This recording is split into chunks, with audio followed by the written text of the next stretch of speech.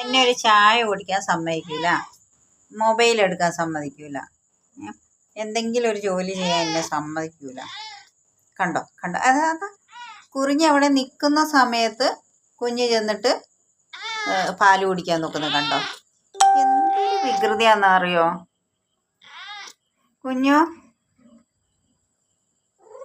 ചായ കുടിക്കാൻ ഞാൻ പലഹാരം എടുത്തിട്ടുണ്ട്, അതാണ് എന്നെ വട്ടം ചുറ്റി നടക്കുന്നത് കണ്ടോ. ഇവനെന്താ ചെയ്യണ്ടേ?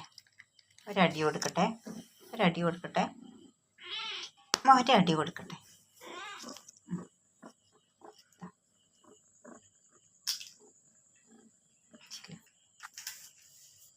നുറുക്കാം. ഇച്ചിരി നേരത്തേക്ക് അമ്മേനെ വെറുതെ വിടട്ടെ അവനെ.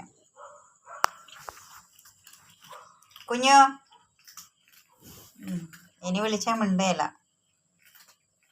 ഇനി അത് തിന്ന് കഴിയാതെ.